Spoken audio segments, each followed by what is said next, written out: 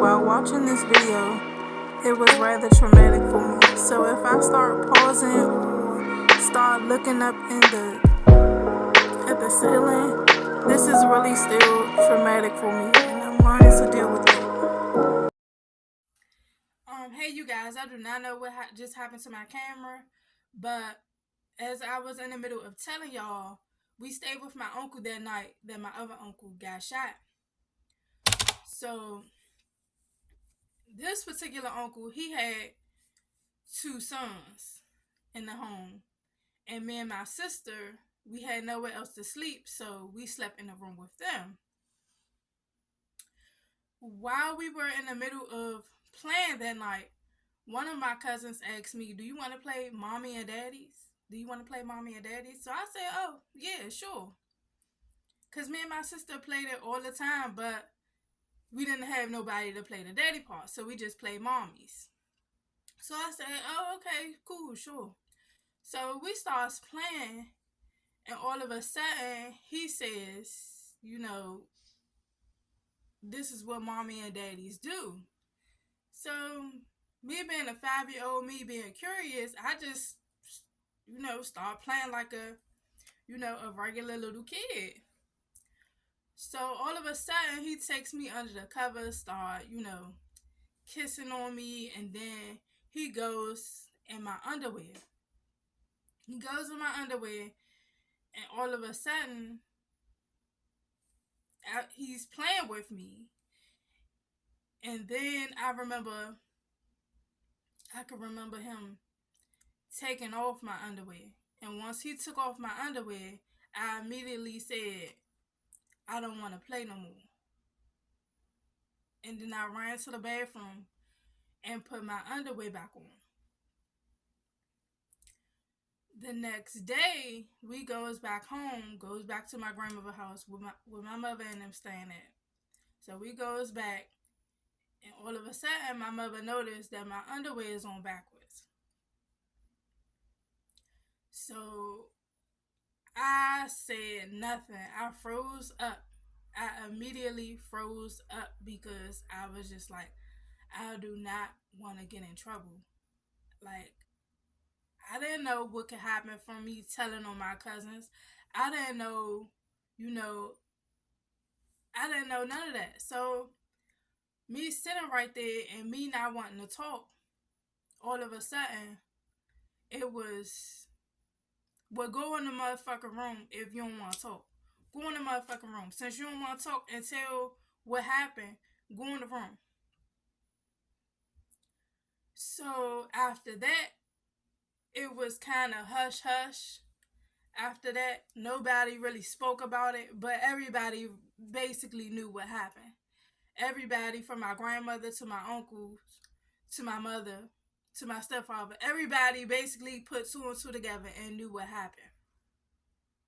So from then on, we weren't even allowed upstairs to play with the boys.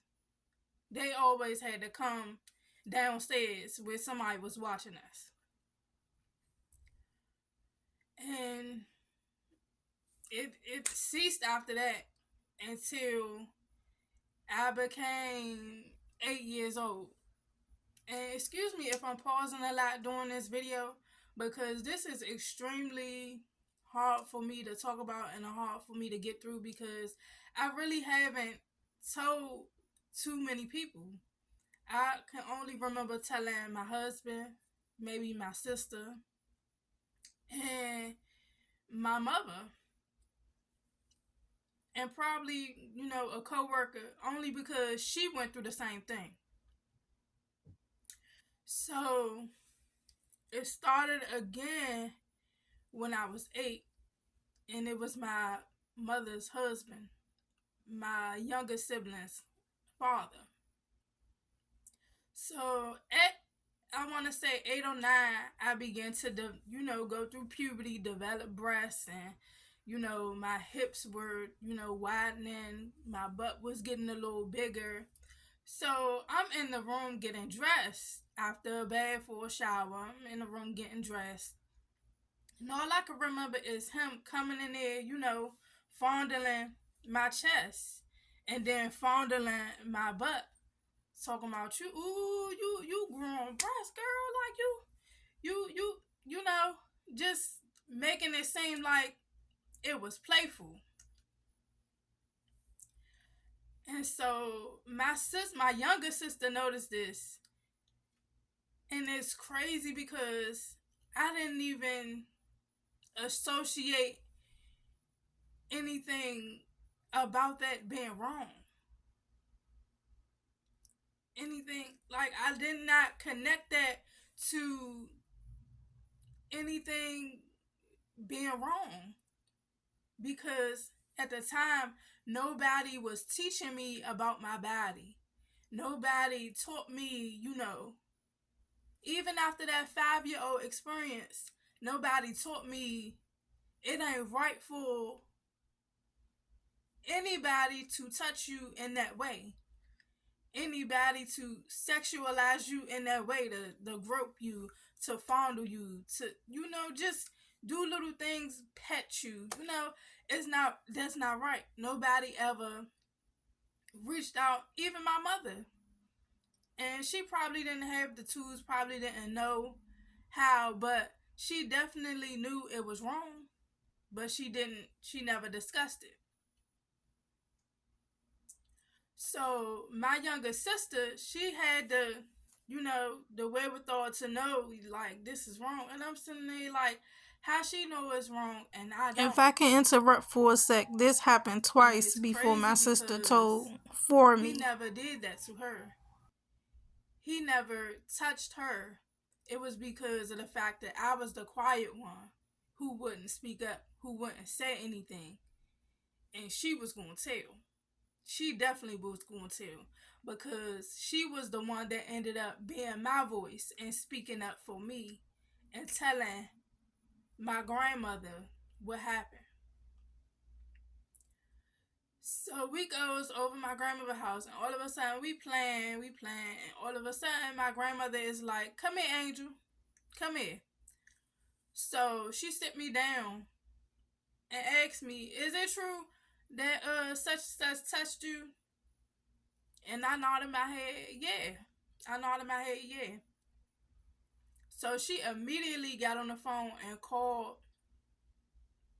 She immediately got on the phone, called my mother, and said, he touched her. And if he touch her again, I'm going to call CPS on you.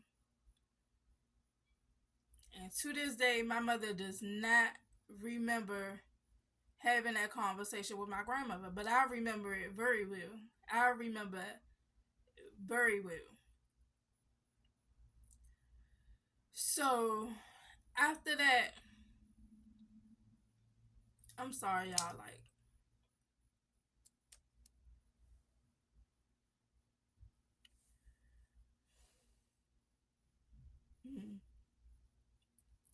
after that, we goes back home.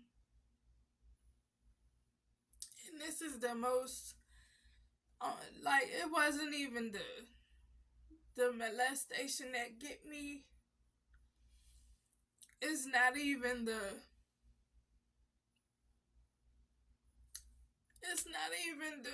invasion of privacy.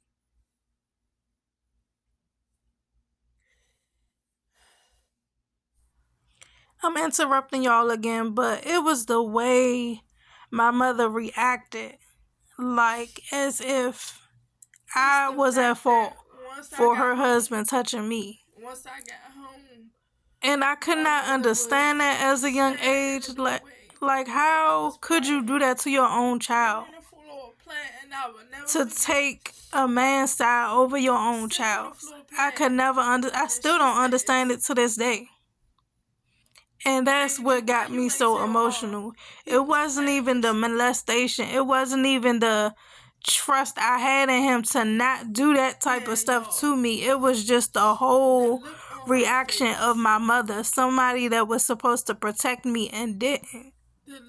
And she failed. You better tell your grandmother that he was just playing with you. You better tell he was just playing with you. Because guess what? I'm not about to lose my man. I'm not about to lose my husband because of you.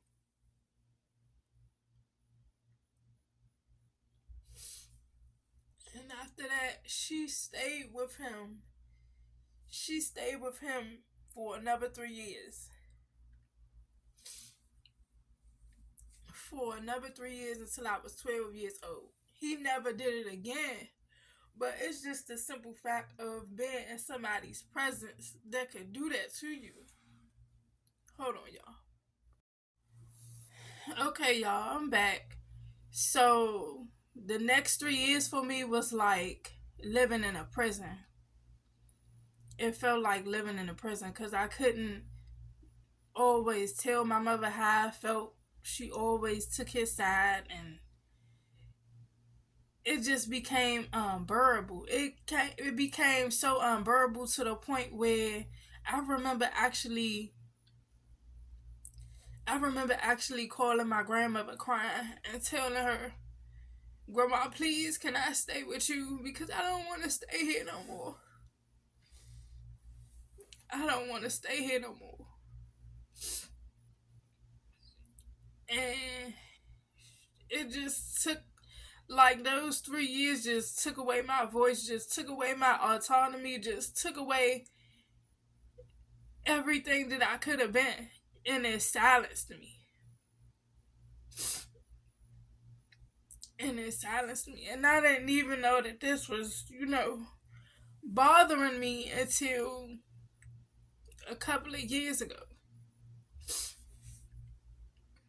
I didn't even know it was bothering me till a couple of years ago. And it just, all of a sudden, just resurfaced. I had suppressed it for so long. And I don't know what resurfaced it or how it came about, but as soon as I remembered it, I went to tell my mother. And I'll tell you guys her reaction in the next video. But before I end this video, I want to leave y'all with food for thought. If y'all been molested, if y'all having somebody grope you, touch you in a way that you don't want it, don't be like me. Speak up. Speak out. Although this video was very hard for me, I'm on a search for peace. I am healing, and that's what this personal journey is for. I thank you so much for watching.